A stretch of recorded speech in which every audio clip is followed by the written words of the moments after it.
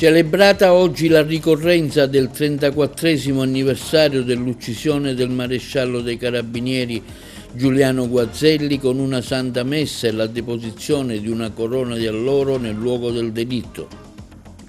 Appello all'unità del centrodestra fatto da Forza Italia, MPA e UDC, proposto il nome a candidato della coalizione a sindaco dell'avvocato Daniela Catalano.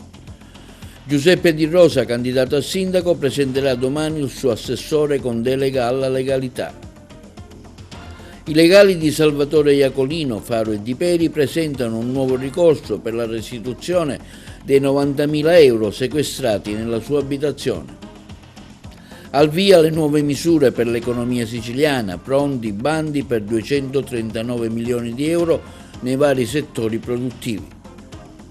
Nota della CGIL di Agrigento sulla sicurezza nei luoghi di lavoro, chiedono più assunzioni negli organi ispettivi, più investimenti nella prevenzione. I carabinieri di Canicattì sequestrano un autobottista abusivo. A Palma di Montechiaro continuano le truffe del falso carabiniere, prese di mira un'anziana di 69 anni, 10 persone rimaste ferite in un incidente stradale tra Aragona e Comitini. Congresso regionale venerdì su neuroscienze in rete al Dioscuri di Agrigento, presenti numerosi esperti medici del settore provenienti da tutta la Sicilia.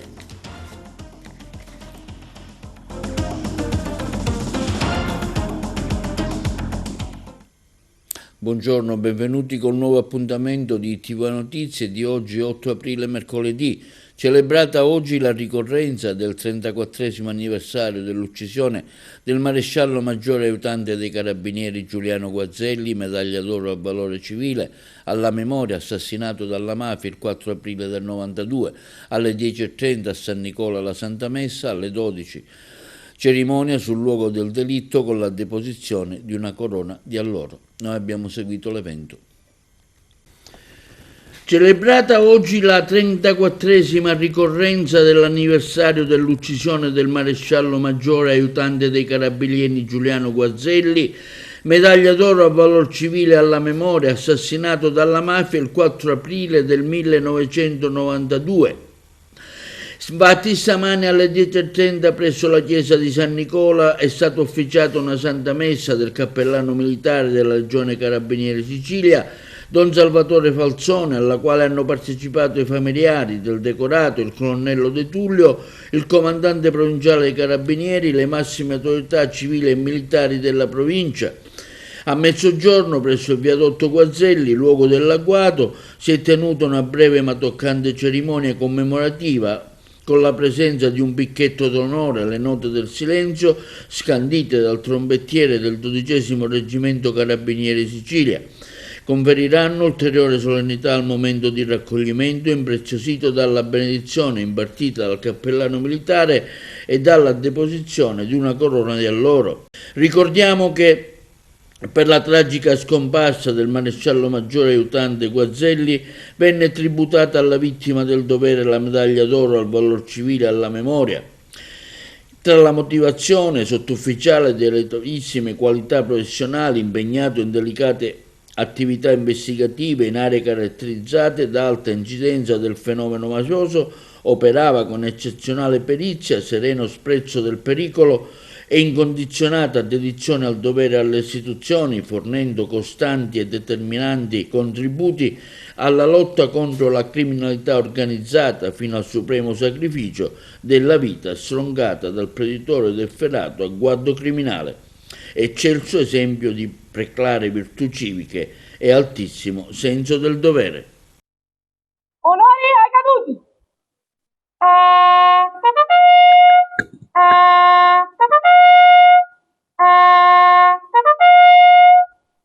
Sì, ricordiamo un simbolo della lotta alla mafia, ma anche un simbolo di questa città, dell'impegno per il valore della legalità, della giustizia, del contrasto alla sopraffazione, alla prepotenza. Una persona che ha dedicato la sua intera carriera a tutelare questi territori, a combattere attraverso le investigazioni e le indagini al fianco della magistratura, delle altre forze di polizia, a combattere le organizzazioni criminali che a quel tempo imperversavano.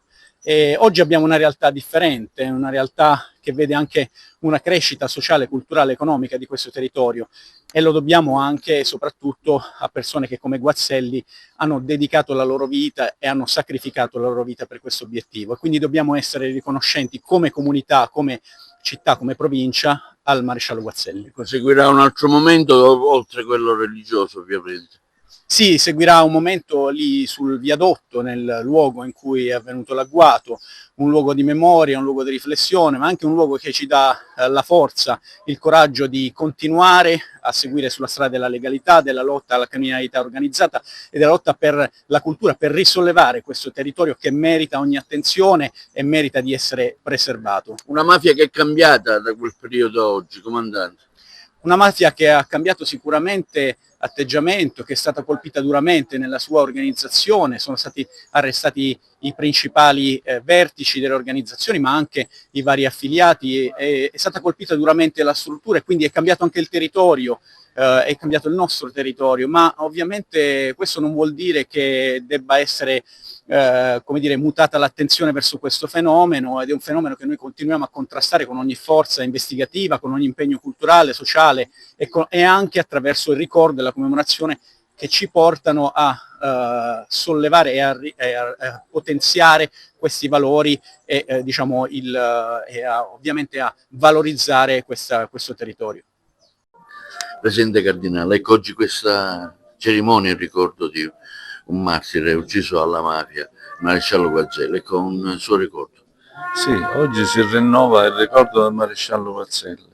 È un momento di grande commozione, ma anche un momento doveroso, perché il maresciallo Guazzelli ha sacrificato la sua vita per ideale di giustizia e di legalità. I miei ricordi sono quelli di un investigatore capace, un investigatore sagace, un investigatore che non mollava mai se non fino a raggiungere il risultato, un investigatore che è stato d'esempio per i suoi colleghi. Credo, senza essere smentito, che è stato il più importante investigatore che il gruppo dei Carabinieri di Agrigento abbia avuto. Passiamo ora alle elezioni amministrative di Agrigento. Forza Italia, MPA e UDC propongono l'avvocato Daniela Catalano e fanno un appello all'unità del centrodestra. Il servizio. Oggi vi parlo di un intervento concreto per la Sicilia. Stiamo avviando, insieme ad IRFIS, un pacchetto di misure di 239 milioni di euro per il 2026, per quest'anno. Risorse vere per sostenere lavoro, imprese, innovazione e famiglie. Partiamo subito. Dall'8 di aprile i primi avvisi per le assunzioni a tempo indeterminato e anche per i nuovi investimenti. Due misure fondamentali: più lavoro stabile e più crescita per le nostre imprese. Nei giorni successivi attiveremo anche il salt working, l'efficientamento energetico, il prestito d'onore per i nostri giovani studenti e gli interventi per il commercio. Voglio essere chiaro, non sarà un click day. L'ho sempre detestato. Daremo il tempo necessario per presentare le domande con procedure semplici ed accessibili e trasparenti. E questo è solo l'inizio. Grazie al lavoro fatto in questi anni per rimettere in ordine i conti della Regione, oggi possiamo programmare nuovi interventi ancora più incisivi e più importanti.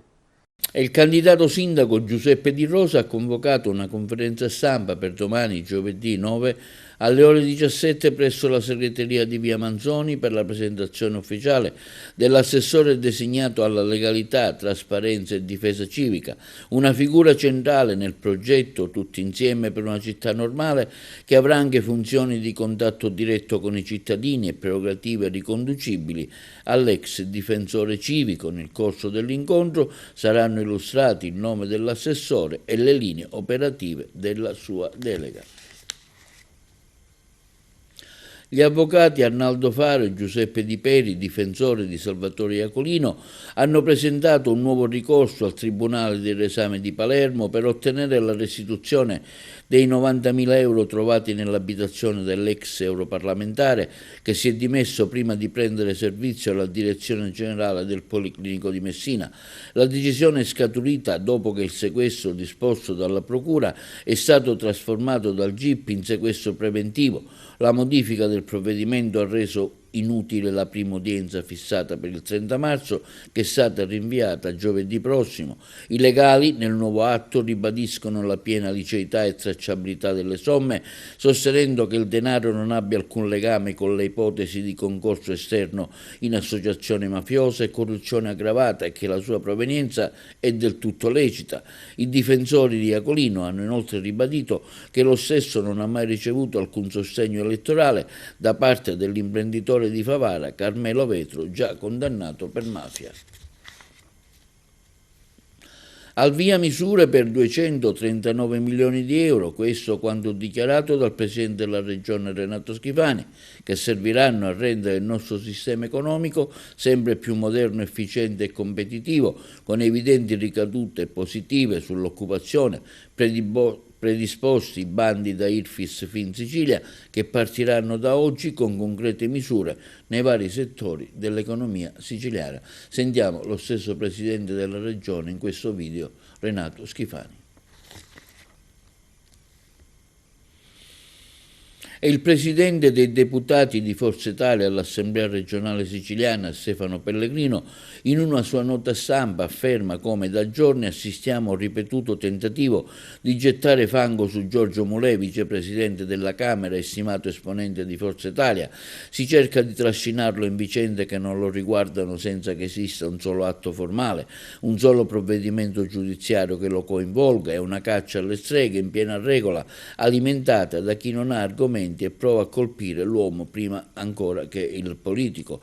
A nome di tutto il gruppo parlamentare di Forza Italia all'Asse, a nome personale, desidero esprimergli la mia piena vicinanza. Non permetteremo che si sporchi la reputazione di una persona per bene che ogni giorno lavora con serietà e dedizione per le istituzioni della Sicilia. Questa campagna denigratoria offende non solo lui, ma il principio elementare del rispetto che si deve a ogni cittadino, a maggior ragione a chi ricopre alte cariche dello Stato.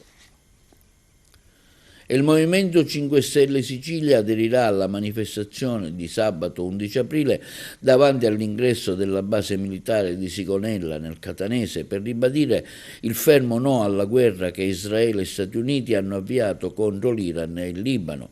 La Sicilia, sottolinea il coordinatore regionale del Movimento 5 Stelle Nuccio Di Paola, è e deve rimanere terra di pace. Non possiamo tollerare che la nostra isola possa avere un ruolo anche solo logistico per operazioni militari che violano palesemente il diritto internazionale sulla politica.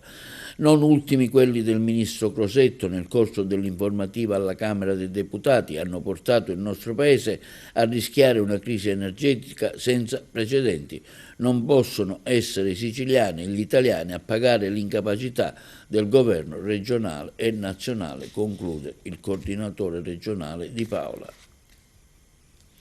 La CGIL di Agrigento esprime profonda preoccupazione e indignazione per l'ennesimo grave incidente sul lavoro che si è verificato a Camastra all'interno di un cantiere edile. La CGIL chiede con forza un cambio di passo immediato con più assunzioni negli organi ispettivi. Il nostro servizio. La CGIL di Agrigento esprime profonda preoccupazione e indignazione per l'ennesimo grave incidente sul lavoro che si è verificato a Camastra all'interno di un cantiere edile. Ancora una volta ci troviamo di fronte a un episodio che conferma la drammatica realtà. La Sicilia continua a essere tra le regioni italiane in cui gli incidenti sul lavoro sono in costante aumento con una crescita superiore al 5%, un dato allarmante che non può e non deve essere ignorato. Nel caso specifico, 4 lavoratori sono rimasti coinvolti nell'incidente, 2 di essi risultano ricoverati in gravi condizioni. Solo per un caso fortuito, oggi non stiamo parlando dell'ennesima tragedia mortale. Questo non può più essere considerato accettabile. Il settore dell'edilizia si conferma purtroppo come quello maggiormente esposto a rischi e infortuni. È una situazione ormai nota, ma rispetto alla quale manca una risposta concreta e strutturale da parte di chi ha responsabilità e competenze in materia. Per la CGIL di Agrigento è vergognoso constatare come, nonostante la gravità del fenomeno, non si stia facendo abbastanza per invertire la tendenza. L'elemento prioritario Deve essere la prevenzione, che fino ad oggi è affidata all'Ispettorato del Lavoro, ai tecnici della prevenzione dell'ambiente nei luoghi di lavoro dell'ASP di Agrigento. Tuttavia, entrambi questi organismi soffrono di una cronica carenza di personale che ne limita fortemente l'efficacia. A livello regionale, continua la nota della CGIL di Agrigento, si continua a registrare una preoccupante mancanza di attenzione, mentre si ribadiscono concorsi in diversi assessorati, si trascura quella di rafforzare gli organici dell'Ispettorato del Lavoro. Emblematico è il caso dell'ASP di Agrigento, dove un concorso per l'assunzione di tecnici della prevenzione dell'ambiente nei luoghi di lavoro, bandito nel lontano 2022, risulta ancora oggi bloccato senza alcuna giustificazione plausibile. Questa situazione, conclude la nota della CGIL di Agrigento, evidenzia una grave assenza di sensibilità istituzionale verso il tema della sicurezza sul lavoro. Si preferisce rispondere a esigenze frammentarie e contingenti piuttosto che affrontare con decisione e responsabilità una questione strutturale come quella della prevenzione. A rendere ancora più grave il quadro è la presenza tra gli infortunati di un lavoratore di 70 anni, una persona che dovrebbe già essere in pensione e godere dei propri diritti, non certo continuare a lavorare in condizioni di rischio. E per la cronaca, nel corso di mirati servizi di controllo del territorio, i carabinieri della stazione di Canicattì hanno accertato un'attività irregolare nel trasporto idrico, sanzionando il responsabile con una sanzione amministrativa di oltre 5.000 euro e disponendo la diffida alla cessazione dell'attività illecita. Il nostro servizio. Nel corso di mirati servizi di controllo del territorio, i carabinieri della stazione di Canicattì hanno accertato un'attività irregolare di trasporto idrico, sanzionando il responsabile con un'ammenda amministrativa complessiva di 5.500 euro, disponendo anche la diffida alla cessazione dell'attività illecita. L'intervento è stato eseguito quando i carabinieri hanno sorpreso un'autobotte mentre scaricava 9.000 litri di acqua all'interno di una cisterna di un'abitazione privata di Canicattì. Gli ulteriori controlli hanno consentito così di accertare che l'attività veniva svolta in assenza della SCIA, della documentazione attestante la salubrità e la tracciabilità dell'acqua trasportata, nonché della prescritta autorizzazione all'accumulo e al trasporto rilasciata dagli enti competenti. L'attività di verifica rientra nei servizi di controllo finalizzati al rispetto della normativa in materia di distribuzione idrica destinata al consumo umano, con l'obiettivo di prevenire situazioni potenzialmente rischiose per la salute pubblica. Ancora una truffa con il metodo del finto maresciallo dei carabinieri. Questa volta a farne le spese è stata una pensionata di 69 anni di Palma di Montechiaro, raggirata da due malviventi. Ha consegnato quasi 1 chilogrammo in oro tra gioielli e preziosi, oltre a una cifra in contanti di 5.000 euro. Il modus operandi dei malviventi è sempre lo stesso. La donna ha ricevuto una telefonata da un uomo che si è presentato come maresciallo dei carabinieri, che le ha raccontato del ritrovamento dei suoi documenti sul luogo di una rapina in una gioielleria e le avrebbe quindi detto che era necessario effettuare una verifica per chiarire la posizione. Per questo motivo le avrebbe chiesto di confrontare i suoi oggetti d'oro, il denaro che teneva in casa con quelli che sarebbero stati sottratti nel corso della rapina.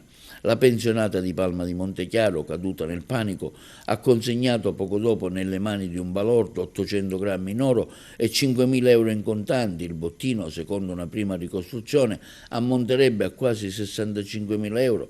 Soltanto in un secondo momento la palmese ha capito di essere stata truffata e ha raccontato tutto ai veri carabinieri a Palma di Montechiaro. Dopo aver danneggiato la porta d'ingresso dell'abitazione dell'ex compagna, si è introdotto all'interno della stessa della donna incinta al 7° mese, aggregandola con schiaffi e spintoni, distruggendo il cellulare che le aveva strappato di mano. La Polizia di Stato a Caltanissetta ha tratto in arresto un 23enne nella fragranza di reato di lesioni personali aggravate, denunciandolo anche per violazione di domicilio. Il giovane indagato, per essersi reso autore in più occasioni dei reati di maltrattamenti in famiglia, lesioni personali e atti persecutori nei confronti della vittima, era già stato avvisato oralmente dal questore di Caltanissetta nel mese di febbraio dello scorso anno. Gli agenti della sezione volanti lunedì scorso, intervenuti a seguito di richiesta pervenuta sulla linea di emergenza, hanno trovato il 24enne nella camera da letto della vittima, dove si era rifugiato dopo l'aggressione, coricato con i vestiti ancora addosso. Dopo le formalità di rito su disposizione del pubblico ministero della procura di Caltanissetta, l'arrestato è stato condotto agli arresti domiciliari a disposizione dell'autorità giudiziaria. 10 persone sono rimaste ferite in un incidente stradale avvenuto lungo la strada statale 189 nel tratto che collega Aragona e Comitini, tra di loro anche 3 bambini di 12, 8 e 3 anni. A scontrarsi formalmente sono stati una Volkswagen Multivan e una Fiat Fremont. I piccoli si trovavano sul Multivan condotto da un 55enne di Cammarata, con a bordo anche 2 donne di 63 e 67 anni, agrigentine residenti in Germania. Gli altri 4 feriti sono il conducente e i passeggeri dell'auto. Si tratta di un'intera famiglia di Agrigento, marito e moglie, rispettivamente di 50 e 43 anni, e i loro 2 figli di 20 e 16 anni. Sul posto sono intervenute diverse ambulanze del 118 che hanno prestato le cure del caso ai feriti e li hanno trasferiti all'ospedale San Giovanni di Dio. I carabinieri di Aragona e Comitini hanno effettuato rilievi per ricostruire la dinamica dello scontro. Guida con tasso alcolemico 8 volte superiore al consentito, un 52enne fermato dopo un incidente autonomo. Un valore quasi incredibile, oltre 8 volte superiore al limite consentito dalla legge, 4,7 grammi litro, a fronte di 0,5 previsto. E questo, l'esito degli accertamenti sanitari effettuati su un uomo di 52 anni che nei giorni scorsi ha provocato un incidente stradale autonomo nei pressi dello svincolo autostradale di Patti. L'uomo si trovava alla guida di una vecchia utilitaria quando, in evidente stato di alterazione psicofisica, ha perso il controllo del mezzo, finendo violentemente contro il guardrail. Gli agenti della polizia stradale di Sant'Agata di Militello, intervenuti immediatamente sul posto, hanno soccorso il conducente e richiesto il trasporto d'urgenza presso il pronto soccorso dell'ospedale di Patti. Nonostante l'impatto, l'uomo non è in pericolo di vita. I sanitari hanno emesso una prognosi di 30 giorni. Tuttavia la sua posizione giudiziaria è estremamente pesante. Oltre alla denuncia per guida in stato di ebbrezza, il 52enne rischia adesso l'ammenda da 1.500 a 6.000 euro e l'arresto da 6 mesi a 1 anno. Per l'uomo è stato disposto il ritiro immediato della patente finalizzato alla revoca, mentre il veicolo è stato sottoposto a sequestro amministrativo finalizzato alla confisca. Stalking chiesto rinvio a giudizio per un 25enne, il servizio dei colleghi di Trapani. Un altro caso di violenza di genere emerge dalle cronache della provincia di Palermo, dove una giovane di 19 anni avrebbe denunciato il proprio fidanzato, un 25enne, accusandolo di stalking, minacce di morte e aggressioni fisiche. La procura di Termini Imerese ha disposto per l'indagato il rinvio a giudizio al termine di un'attività investigativa che ha ricostruito una serie di episodi avvenuti nell'arco di circa 1 anno. Secondo quanto riportato negli atti, la ragazza avrebbe vissuto in una condizione di forte paura e ansia, maturata a seguito delle continue intimidazioni ricevute dal partner. La giovane avrebbe dichiarato agli inquirenti di temere per la propria vita, anche a causa dei messaggi minatori che, secondo l'accusa, sarebbero stati reiterati e particolarmente espliciti nei contenuti.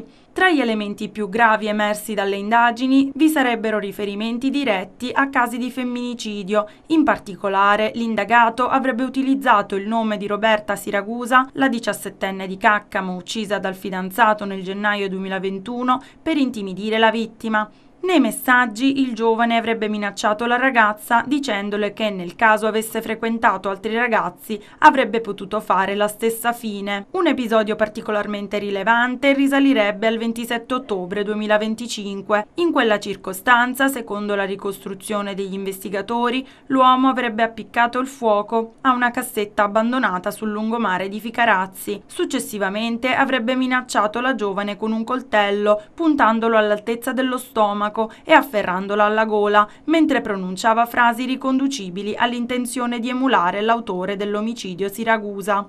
Le indagini, coordinate dal pubblico ministero Danilo Angelini, descrivono anche ulteriori episodi di violenza fisica. Il 25enne avrebbe aggredito la ragazza in diverse occasioni, colpendola alla testa con una pietra e allo stomaco con un pugno. Inoltre, per proseguire nelle minacce anche a distanza, avrebbe utilizzato diversi profili falsi sui social network, attraverso i quali avrebbe continuato a inviare messaggi intimidatori. I fatti contestati si sarebbero verificati tra i territori di Caccamo e Ficarazzi, in un arco temporale compreso tra ottobre 2024 e ottobre 2025. La ricostruzione degli eventi si basa su una serie di atti raccolti dagli inquirenti, tra cui 4 comunicazioni di notizia di reato redatte da polizia e carabinieri, un verbale di arresto, atti di perquisizione e le dichiarazioni rese dall'indagato durante l'interrogatorio di garanzia. Nel fascicolo è stata acquisita anche una relazione psichiatrica, oltre al racconto dettagliato della vittima, raccolto in sede di incidente probatorio. La documentazione è ora al vaglio del giudice per le indagini preliminari, che il prossimo 22 aprile dovrà esprimersi sulla richiesta di rinvio a giudizio, comprensiva anche dell'accusa di porto abusivo di 2 coltelli, uno con lama in ceramica e uno a serramanico. Il procedimento giudiziario è attualmente in corso e sarà il giudice a stabilire, sulla base degli elementi raccolti, l'eventuale prosecuzione del processo. È presentato a Palazzo Palagonia il progetto Palermo Città della Legalità, l'iniziativa promossa dal Comune di Palermo, organizzata dall'Assessorato ai beni confiscati e alla legalità, che ha l'obiettivo di diffondere tra i giovani la cultura della cittadinanza responsabile e gli strumenti critici per riconoscere il valore del bene. I colleghi di Palermo. Occorre sempre più cucire e integrare la rigenerazione urbana e gli interventi infrastrutturali con la promozione e l'avanzamento della cultura civica. Dentro l'idea, l'immagine della cultura civica ci sta ovviamente l'alfabetizzazione e la sensibilizzazione. La sensibilizzazione ai valori civili, ai valori istituzionali, ai valori costituzionali, e quindi credo che questo percorso, che è un percorso multisoggettuale dal punto di vista della organizzazione e che si rivolge direttamente alle scuole, è esattamente integrato ed integrabile con tutto quello che nei quartieri, soprattutto nei quartieri difficili, si sta facendo sempre con gli stessi soggetti, guardando il target giovanile. Noi abbiamo scelto di utilizzare questi fondi rivolgendolo a un pubblico appunto di ragazzi, perché proprio su di loro abbiamo l'intenzione e la voglia e il desiderio di agire in maniera molto efficace. Sicuramente la città di Palermo ha subito dei traumi come tutte le città italiane, ma noi ci occupiamo appunto della nostra città.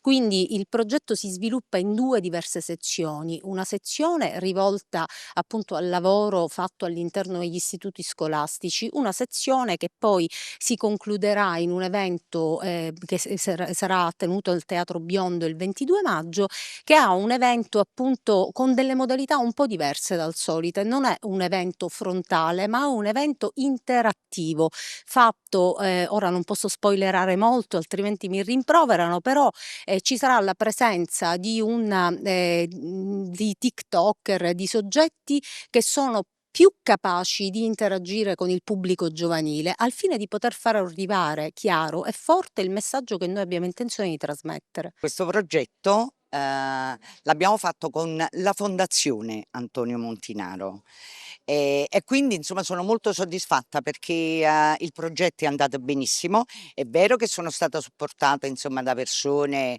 in gamba, persone qualificate, e anche perché il progetto insomma era proprio orientarsi in rete, e penso che sia un momento molto particolare, stiamo vedendo quello che accade, quindi volevamo dare proprio questo segnale. Cosa manca ai giovani di questa città?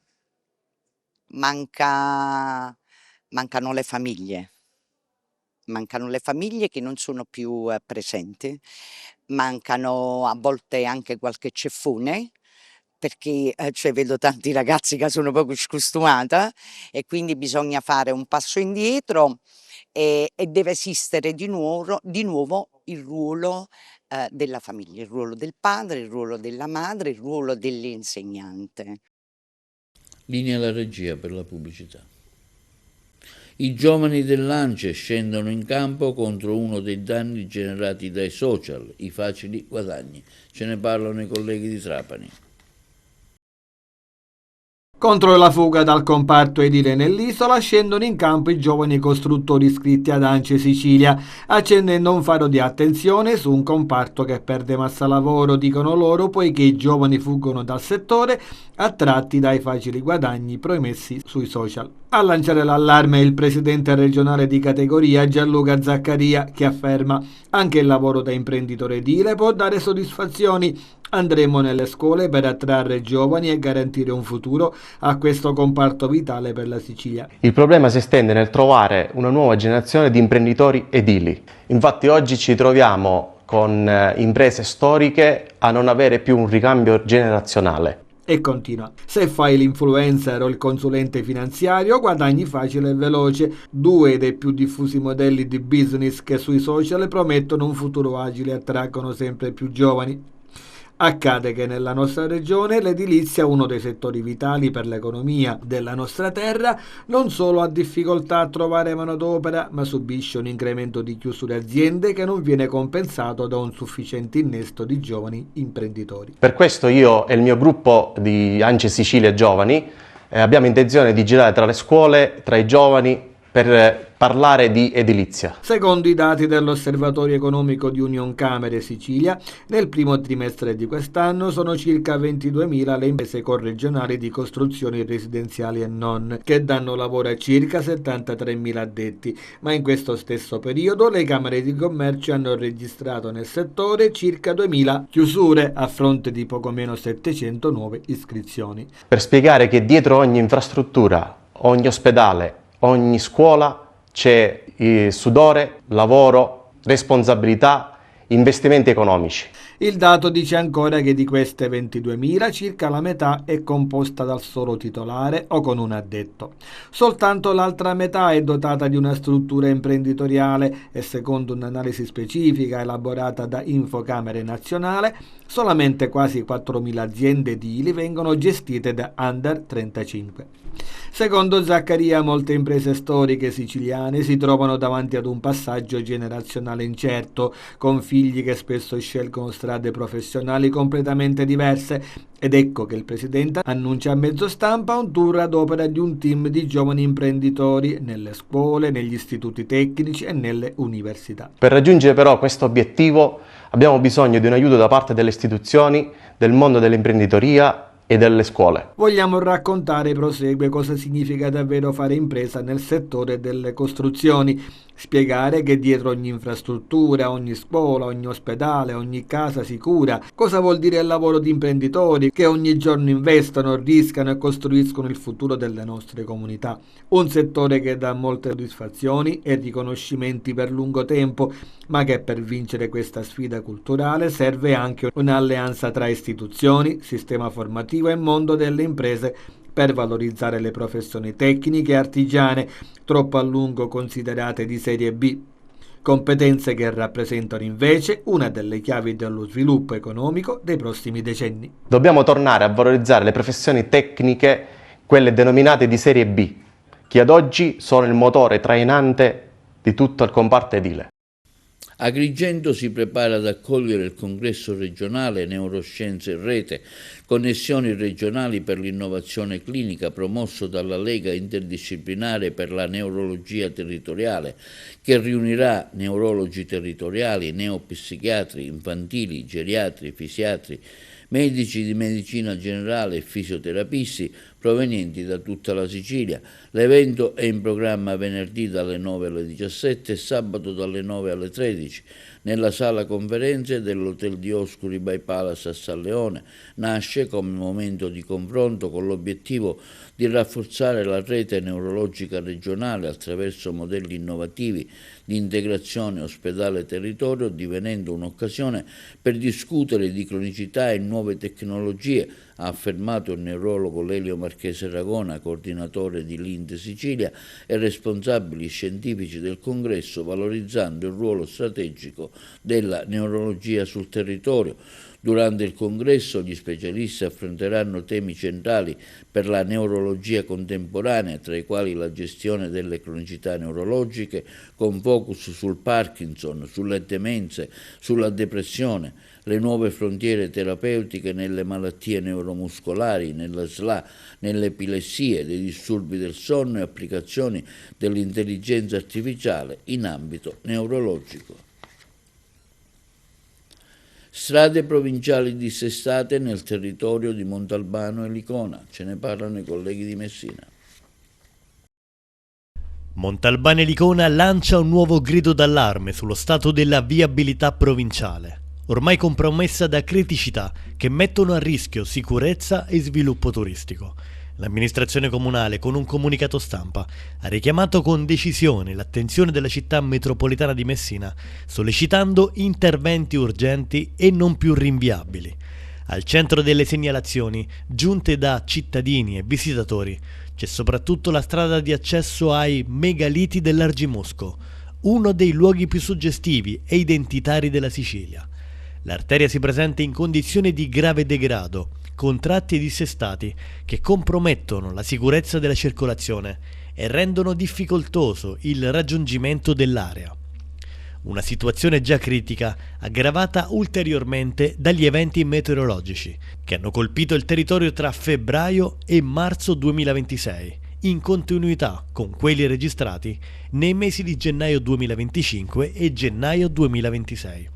Particolarmente compromesse risultano la strada provinciale agricola Montalbano Bivio Tripi e la strada provinciale 115 nel tratto che collega il Bivio Tripi all'innesto con la strada provinciale 110.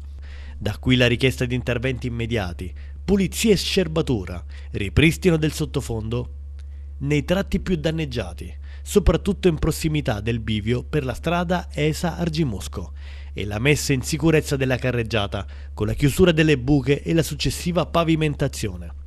Il Comune sottolinea di aver già più volte segnalato formalmente la situazione, avanzando richieste precise, l'ultima delle quali lo scorso 31 marzo, senza però ottenere finora risposte adeguate. Le condizioni in cui versa la viabilità provinciale nel comprensorio montalbanese, dichiara il sindaco Antonino Todaro, non sono più sostenibili. Non si tratta soltanto di disagi, ma di una questione di sicurezza e di dignità per il nostro territorio. Il primo cittadino ribadisce come l'amministrazione abbia già fatto la propria parte, chiedendo ora un intervento deciso da parte dell'ente metropolitano. Non c'è più spazio per rinvii, è indispensabile restituire condizioni di sicurezza e accessibilità adeguate a un'area di così grande rilevanza. L'appello è dunque a un riscontro immediato e a un'azione concreta per garantire la sicurezza di residenti e visitatori. E questo è tutto per l'edizione odierna di TV Notizie. Vi ricordiamo che i nostri programmi si possono vedere in tutta Italia sul canale 268 del digitale terrestre, in streaming sul sito www.televideoagrigento.tv e il telegiornale sul canale 93 di Video Sicilia alle 15, alle 20 e replica la mattina alle 9. Inoltre i nostri servizi si possono vedere sul canale YouTube di TVA Televideo Agrigento. E questo è tutto per oggi e vi auguriamo una buona serata.